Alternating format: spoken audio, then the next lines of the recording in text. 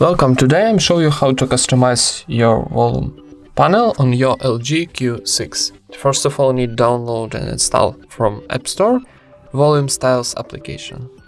Then enter in this application, choose some styles, for example Android 11, 12, Android 12, click Start. Then need to give permissions for this application. In accessibility, volume styles turn on. And now we got a new styles of our volume button.